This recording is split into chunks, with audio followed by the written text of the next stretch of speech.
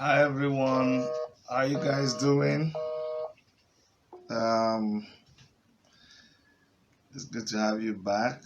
We're gonna do a quick interview with um with a friend of mine, and it's someone who is also very popular in Carleton University here in Canada. I'll be talking with him about the the endowment fund they're setting up for Professor Pius. You all know we lost him not long ago. This is something that is very, very close to my heart and close to the heart of a lot of people that are friends of mine. So, um, Professor Pius is someone that, if you know him very well, you know that he believes so much in the African project, not just about Nigeria. There's so many things he wrote out there, always contributing to the growth of Nigeria as a country and the black race, in general. And we lost him unfortunately in that ill-fated Ethiopian airline flight.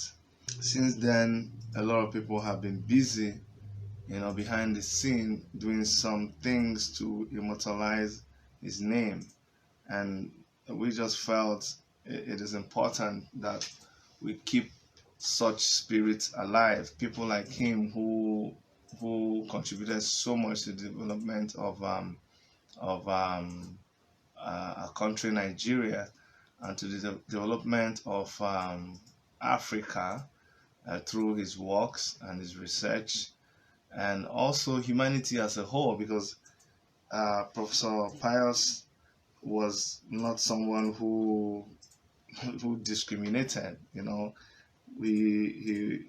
only needed to be there at his funeral, in Ottawa, to see what his colleagues said about him. Everybody that he has come across, they had glowing tributes about him. And so this is our own way. This is our own way of making sure that his legacy continues to live on. And so that's why I'm bringing Professor Nduka Otiono to come and speak to us about the endowment fund that they are trying to establish in memory of Professor Pius Adesanmi in the Carleton University, Ottawa, Canada. It's a very solemn interview for me because it just brings back memories of that fateful day that we had on the news about the crash of that Ethiopian Airlines. We were all very devastated. I don't know about you, but that was very, very devastating. And then to even attend the memorial in honor of Professor Pius, that just I just broke my heart. But you know what? At that funeral, I was encouraged because I got to learn more about him and all the things that he had done, and also get a chance to meet people who knew him. As you all know, he was a um, very good friend of Moele Shore, and that brought it home to me. And hanging around the family with him and hearing lots of stories about Professor Pius, I got to know a lot more about him. More of people like Pius is what we need in our country, and wherever, people in the diaspora, within the Nigerian community, everywhere around the world. People like him are what you need, honestly. After this broadcast, you need to go and um, Google information about him, and you will see what I'm talking about. Welcome, Professor Nduka.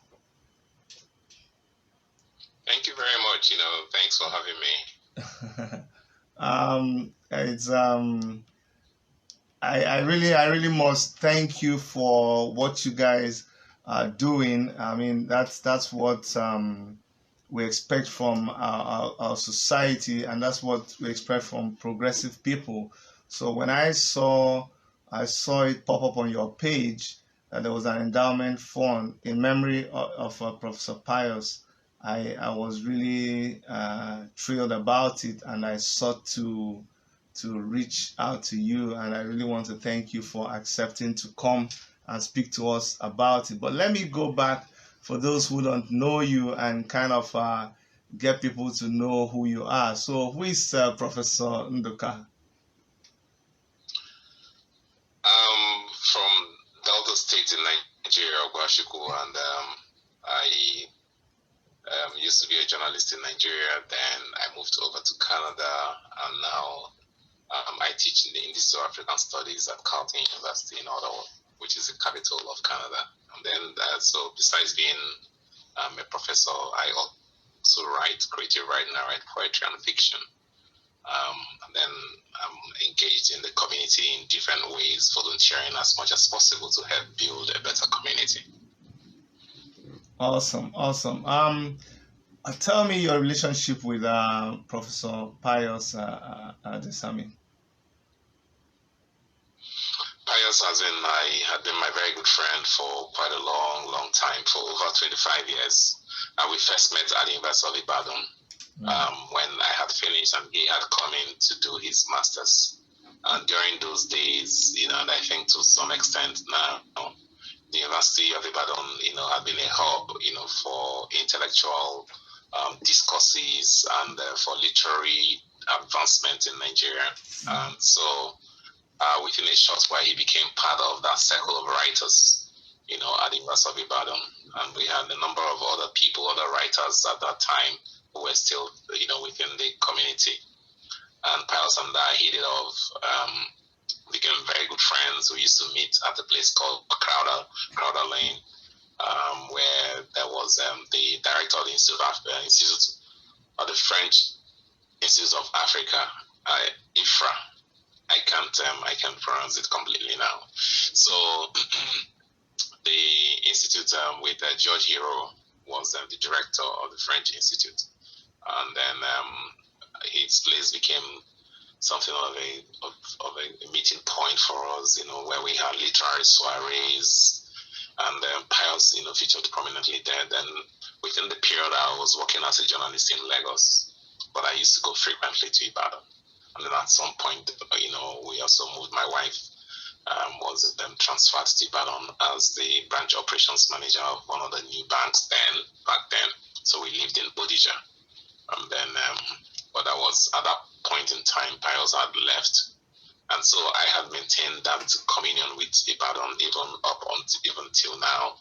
Whenever I go to Nigeria, I try to find some time. Last year I was there for a conference. So Ibadan became a hub, for us. And then when I worked as a journalist, then Pius was a guest critic to the Post Express Literary Supplement. And afterwards, when I moved to Canada, our lives continued to cross, with our paths.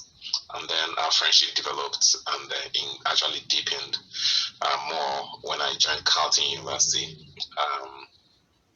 And then afterwards, he was appointed director of the institute to work directly in the same institute where I was. So he and I, until his death, used to see, on a more frequent basis.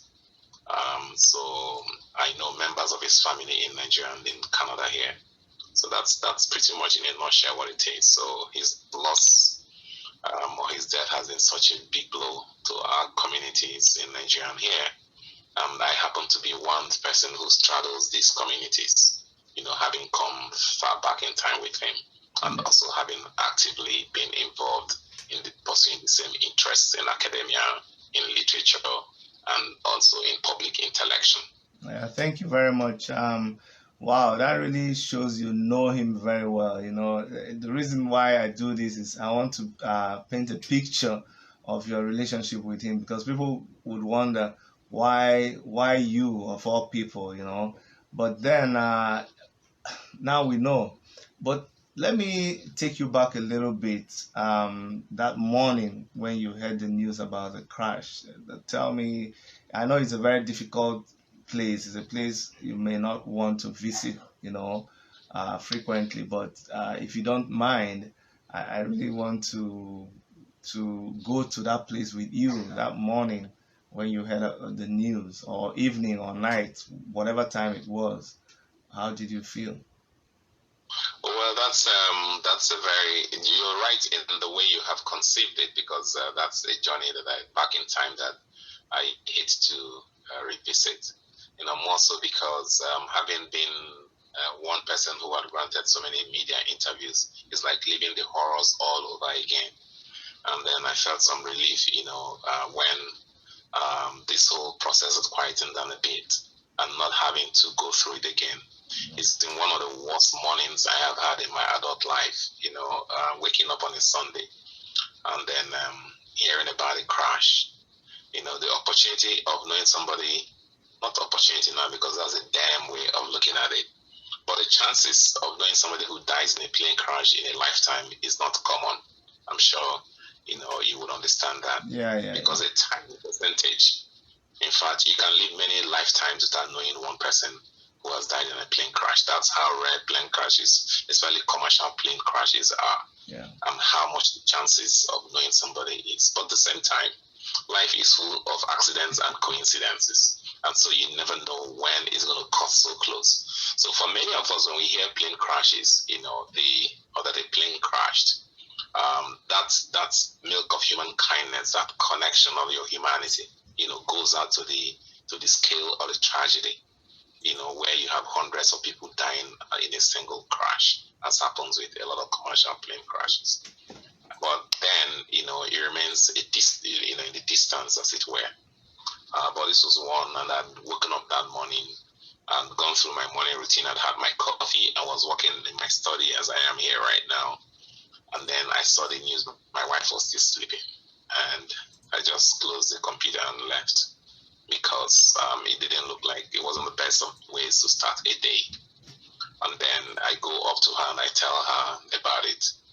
And then I became a bit shifty that morning. We couldn't even go to mass. There was just something unsettling about that morning that I couldn't put my hand on. And there had been a severe snowstorm in Ottawa. I'm sure you probably got a bit of it in Toronto too. Yeah. And everywhere it was a quiet Sunday, and there were very few cars out in the street and stuff. And then so my wife turned on the TV. At that point in time, I drifted off, slept a bit. And when I came around, she talked about the plane crash.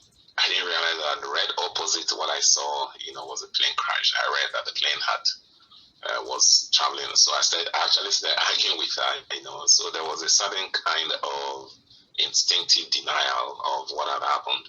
So I said the plane was flying from Nairobi to Addis Ababa, not the other way around. I was with Pius on the Friday to the eve that he traveled. We were in the office together. Wow. And so, so we had talks, and we had plans. He had set up a dinner for one of our visiting speakers, and everything was, just the usual way. And so it was the farthest thing in my mind that he could. And shortly after, my phone started buzzing. Different people cautiously trying to know whether there had been any news about him. And at that point in time, I started walking the phones, with different people that we believed would know who were in Addis and then in Nairobi. One of them was Professor Tade Aino. And then before long, we realized that the worst had happened. And that was, one of the longest Sundays in life. So the spate of activities and of phone calls and of meetings, virtual meetings with different people. And then before long, it became even more complicated with the press, and then the scale of that accident. Yeah. There were from 18 Canadians, one of the worst casualties of Canadians in a plane crash in history. And so it was the public manner drew more attention to it. And before long, it was on Twitter. It was Pius also having been active in the social media spaces. There was that interest, and with the other people who were also there, over 30 countries, nationals were involved in the plane crash. Some of them were United Nations, going for United Nations events. So the scale of it, it kicked in. And the airwaves everywhere was awash with it. And so that Sunday wasn't just the longest, it was also very busy and very painful. Wow. Sorry to have taken you back that much, but sometimes we just need to do this to refresh people's memories, because with these days of fast-paced news and internet and social media, people just seem to easily go on with other news. That's why I had to take you back. I was in Ottawa with Omoyele Shore and some of other Pius friends. That was when we met, and within a short time, I blended with you. I saw the kind of person you were, and I was so interested in meeting you again. And I could, just by the way you talked, I mean, your like, it doesn't take long for somebody to appreciate the art part of you, like poetry, prose, and all that. Let's talk. Thank you. No, I mean, I noticed it, and the jovial part of you. But let's go through moments you had with Pius. Pius was. It sounded to me from discussions I had sitting around those of you that know him that day in his house.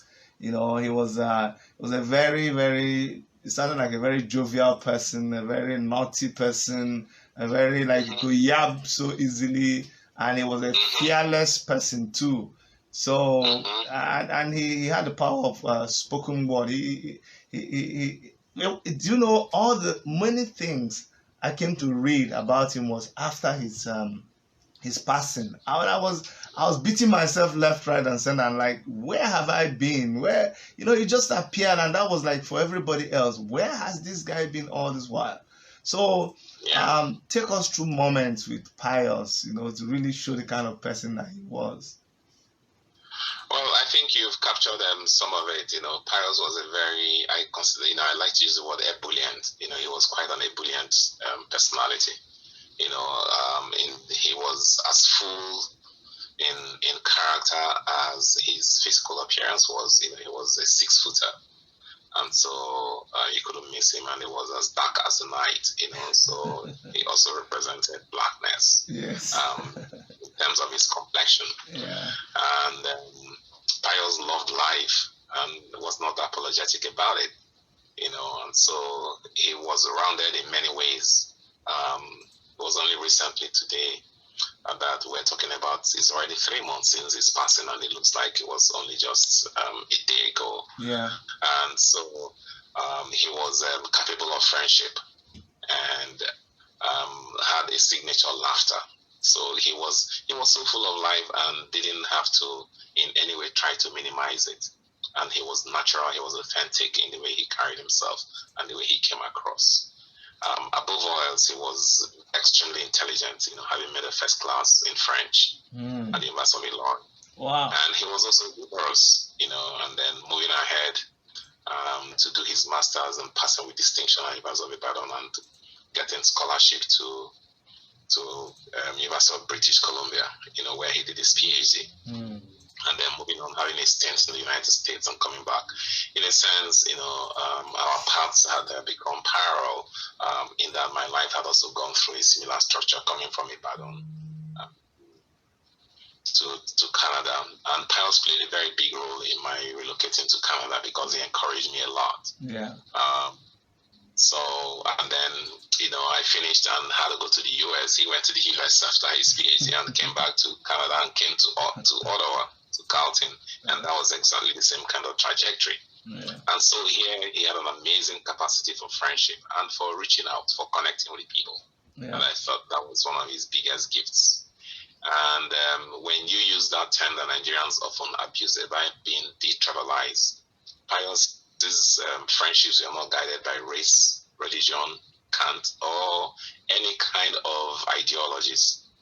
Pius made friends across borders and broke down different barriers, male, female, LGBT, and what have you. So it is also for that reason that his friendships and his associations cut across those boundaries, especially social strictures, artificial social strictures that society creates. And as a professor, he distinguished himself, not just within the ivory tower, but managed to connect to the street.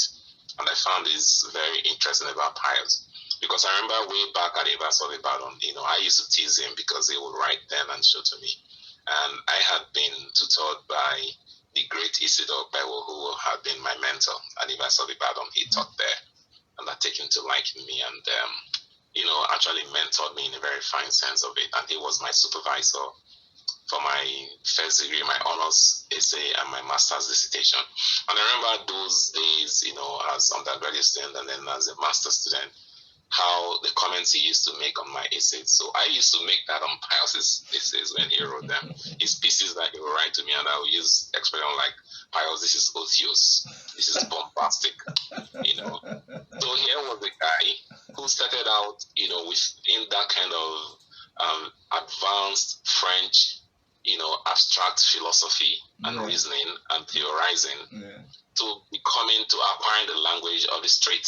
Yeah. So it's not necessary that he acquired it, but he recognized the importance of crossing from the ivory tower, to the city. Yes. And he did this in an amazing way, developing a writing style that was instantaneous in the way he deals with topics. Some of them are simple as interactions with his daughter or with his family, and his ability to transform them into examining national issues and using them as metaphors for public discourses on important and troubling and vexing political developments in the homeland. And he embraced Canada as home as much as he carried Nigeria as a home. And so this is a complex personality and rounded personality that you deal with, with Pius. I have so many good moments. Some of the parts of it that I like to share today are the ones I haven't quite talked about. Somewhere here in my study, I have a 1996 video of my bachelor's eve, which Pius was one of those who organized at University of Ibadan, and I still see him, dancing and all of that. Pius loved music, and he developed a taste for music that was as eclectic as his interest in life and in literature. And so it was through Pius, for example, that I became interested in West African Francophone music. He would play zouks and what have you, makossa, and we wind his waist, at parties and make all the noise, And he was a free spirit, and then he also loved reggae. He loved country life. As a matter of fact, I had a book here that has just come out, which I would have loved to show you. A book on Bob Dylan. Which I co-edited. So here's a book. Awesome. It's titled Polyvocal Bob Dylan. All right. Okay. Good. Yeah, I see it now. And so, as I was saying about Pius's eclectic taste for music and how much he enjoyed life, this book, I have a chapter in this book. I co-edited this book, and the chapter in this book has an epigraph taken from one of Pius's writings. And then it says, growing up in Nigeria, America invaded our world largely through fragments of culture, books, and music. In this essay that Pius had published, and I think is available in Maple Tree Literary Supplement, he talks about his love of, and his generation's love of country music. Pius was capable of talking about Don Williams as he was talking about, reggae artists and talking about Papa Wemba and so on and so forth. So this was the kind of, he was at home with himself. He enjoyed culture. He enjoyed music. He enjoyed books. Wow. And at the same time, he understood how much not just this meant as entertainment, but as ways of allowing us to connect with a wider universal world, which is also reflected in his writing. So he was a very obeying man. He was a man of the world, but at the same time, he interrogated the world. And then then he was also very good with children. He had an amazing way of connecting with children. And those who followed him on social media, we know how much he talked about Tishe, for example. It wasn't just Tishe. In many other places, he could play with kids that he sees, or school boys and girls. There are so many moments that I really can think about, but some of them are naughty moments that I really want to share on TV. we will spare our viewers. You really shared quite a lot of them, and I'm happy that we can look back and at these moments. That's why it's really good that someone, Pius, within the short time that he has lived, sounds like he has lived for 200 years. From all the people that I've heard talk about him, even in the university when they made some presentations at his funeral, it was amazing. Let's talk about this, the endowment fund. But take us through his a little bit about his life at Carleton University. How they see him there and the works that he has done there, and then let us now come and dwell on why this endowment fund. Well, Pius joined Carleton from the United States, at the university where he was teaching. And then when he came to Carleton, he was employed at the University of Carleton University, but specifically in the Department of English. Yeah. And so he's a professor of English. But at the same time, you should recognize that Pius was strongly bilingual in terms of Western languages, i.e. the colonial languages of English and French. And he never minced words in laughing at some of us who were only Anglophone. And he used his Francophone as a big advantage. And he used to call us one-legged writers or one-legged scholars. And always enjoyed making fun of us when there were situations that required somebody who could speak French.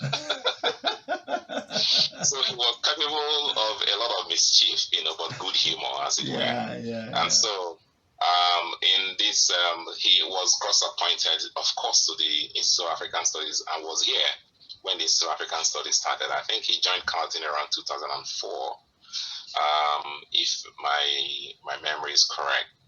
And so he later on, I had joined Carleton first as a Banting postdoctoral fellow, which I had worked with him through the application process with Blair Rutherford, who was the director of the Institute of African Studies.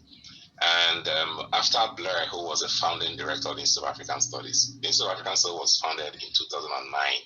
Okay. And this year is the 10th anniversary of the Institute. Wow. And at the time, Pius died at a time where he was already spearheading the process for the organization of the 10th anniversary of the Institute, and the number of activities have been lined up.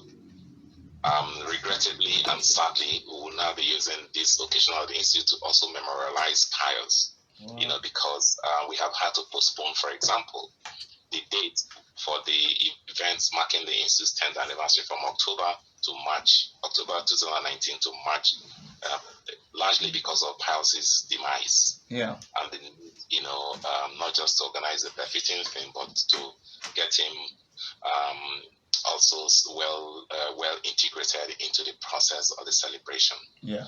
And so, with him becoming director of the Institute, he brought his own personality into it, and this is reflected in some of the networks and connections internationally that he was able to build, because he became director also at a time that he had become increasingly interested in international mentoring and international connections. Mm-hmm. This is the way he's seen at Carleton. Besides the direct relationship with many of the students that he had taught, he developed a great deal of comradeship and camaraderie with a number of academics, with a number of colleagues here, faculty at Carleton. And so it's not surprising that there have been all of these eloquent testimonies about his ease, with relating to people and also having good words to share with people. So it's an appreciation of this that is represented in some of the efforts being made at Carleton to preserve his legacy. I cannot go into the finer details of some of the things that are in the process, but one of the things that was most immediate was to establish the Pius Adesanmi Memorial Fund, which is conceived, to advance his work, that he had started at Carleton and that he represented at Carleton. The fund is meant to assist students, especially students in African studies or international, who need that kind of support to be able to function in their various spaces, to in school and in research. Yeah. And this fund, I'm happy to say, the university has accepted, to actually match the funds that we raise. Wow. But in order to make that fund operational, to make it to endow it in perpetuity, there's a certain threshold that needs to be met in terms of the amount. Mm-hmm. And so I became very frantic a few days ago when I realized that the heat had begun to cool off in regard to the fund, and it looked like it had stalled at a certain position. And so part of the efforts that you have made, is reflected in you picking it up. For example, that it is not enough that we have celebrated Pius, or that many of us have joined in recognizing the great work that he had done, but there was also the need to, as I put it, for us to walk, the talk, to use that cliche, by contributing to ensuring that his legacy is preserved through contributions to this fund, in order for it to be established and then sustained in perpetuity. That's where we are. Okay. It's one of the best initiatives that we have taken at Carleton, named after him, and hopefully going to be here in perpetuity for other students who may not have known him to continue to benefit from the great work that he started in this university. Let me ask a question. So, tell us how it works. So, once a certain amount of money is raised, that's it. The fund will continually be there, available to whoever needs. It's not like every year people have to keep raising. It's not like a scholarship. Explain to us how difference between this actually and a scholarship. So the endowment, it's just what it is. Usually in places like Nigeria, we haven't quite appreciated the need for endowments. So because if we do not endow any fund that is meant to support any cause, for example, it means that the funding can run out. Yeah. I.e., you could this book that let's say this is a book we want to make sure that every student, or that some student every year has opportunity to read this book. Yeah. If we want to make that possible, we have to find a way to get this book to be available all the time. Yes. Otherwise, this book can be taken out, or the money to buy this book next year may not be available, and so the book will not be available next year. That's right. So with the endowment allows, to set aside a certain sum of money as an investment, and the returns on that investment is used to sustain the fund. Oh. To sustain the cost for which that fund represents. Awesome. So if we have a Pius Adesanmi Memorial Fund, and at the end of the day, when the tally is drawn and a certain amount is realized, the university can now say, okay, with this fund, the university will be able to make to provide some degree of funding, and a specific amount to be put to it. Let's say $1,000 to the best students from Africa. This is the hypothetical situation. Yeah. Or the best student who is entering into Carleton Institute of African Studies, or any of these other programs, let's say Institute of African Studies, that demonstrates also the need for this fund. The criteria for awarding this hasn't been spelled out. This will take place after the tally has been drawn and the amount is calculated in addition to whatever matching equivalent that the university puts to it. And so this money, there will be that seed money that is in raised to be there in perpetuity. And it is the returns on that investment that we use to service the students' access to the fund. That's the way it works. Thank you very, very much. It's very, very clear, and I wanted our listeners and our viewers to understand clearly how it works. You said a few days back you became frantic, and I also heard you say that the university has accepted it. Does it mean you have met your target, or you still want people to contribute to that endowment fund? No, what I said is that the university has offered to to match the fund. Okay. Whatever that is raised, the university is willing, to match that fund. Okay. And I won't go into details of how this is going to take place. Yeah. Because it's a purely administrative thing. Yes. And I'm not speaking on Carleton management. I understand. I understand. So, it hasn't been tallied, and the fund itself, as a matter of course, there's no ceiling to how much can be raised. Okay. It only means that the more funds that are raised, the greater the chances of the funds remain, and then in perpetuity, and the larger are the benefits, to the students who will be getting it. So, simply put, if you had $1 and you're taking investment from $1, it might be half a cent or whatever it is in 1 year. And it means what the students will get when the fund is fully administered will be half a cent. And of course, that won't be tangible enough. So the rationale or the principle is that as much fund as possible should be raised in order for the fund itself to have a substantial return and to have a more meaningful impact in terms of what is available based on that fund. Right. And so as of this time, we haven't quite, we are looking to making of the fund and increasing it and meeting the minimum. So it's a minimum threshold that I have become frantic about. And so it's actually desirable that we exceed the minimum threshold because it's just the minimum, without which it means that that fund cannot be established. Awesome. I haven't checked the final tally to see where it rests, but I think that definitely no amount is too small. We can use as much as possible, and then I actually do hope that some of those rich Nigerians, and in some cases, some of them, their children also having here, will be touched by this story, and then add something substantial to the fund. The more the merrier, and the more the institute and the university are able to sustain student participation at Carleton that ties into what Professor Pius Adesanmi represented and worked for. Thank you so much, Professor Nduka. I'm really, really so impressed. I know your heart and the heart of Pius and the heart of a lot of people like you. It's annoying and somehow frustrating to me when it's as amazing that Nigeria has this crop of people doing great things, establishing awesome things outside the country, and we just don't reach out to them. But I mean, what you're doing is an inspiration to a lot of us and a lot of people. We're watching you, we're learning, and we're building upon that. One last word you've already expressed how you want people to be part of this. Just go ahead and tell us how we can find the endowment. We are going to post it on all our networks, but how can people reach you or reach the fund? How can they be part of it?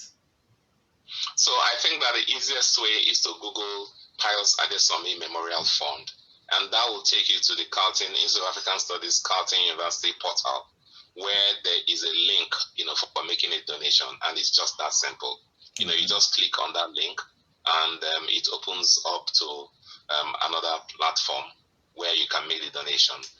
And needless to say that all donations and access to this website is secured, in the finance sense, so there are no fears about any form of phishing or not being on the right website. So if you are not sure how to get into that website to get to the platform, simply Google Pius Adesanmi Memorial Fund, and then it will take you to the link where you can make the donation. And as we make these donations, please let's also spare some thoughts for Pius's family. You know that typically after such tragedies and when the world and people are reacting, the emotions are very high. But shortly after, the whole enormity of the tragedy and of the passing of the family member rests upon the family. When all of the noise around a tragedy is gone, the tragedy and its consequences and aftermath leaves to the family. So I would urge all your viewers to also kindly spare a thought, a prayer, some checking out of members of this family, both in Canada here and also in Nigeria. Pius has an aged mom, and then he has 2 children, Tishe and and the daughter in Nigeria, and I think Damilola, who is older, and Tishe, and so you should also spare a thought for them, and wherever, especially for those who are closer, to take time off to look in and see that the family is also doing well. And I want to thank you for having me. Yeah, thank you so much, Prof. Thank you very much. We appreciate your coming on the show. Thank you. Thank you very much. Thank you for having me. Okay, bye-bye. Yeah. Take care. Bye-bye. Yeah. All right, guys. That was Professor Nduka Otiono, who is a professor at the School of African Studies at the Carleton University in Ottawa, Canada. A very good friend and colleague of Pius Adesanmi, speaking to us there about the endowment fund that is being established in conjunction with the Carleton University in memory of Pius Adesanmi. This has been an interview by Worship Media from our Toronto studios, and from all of us here. I'd like to thank you for listening to this show and always supporting us. Bye for now.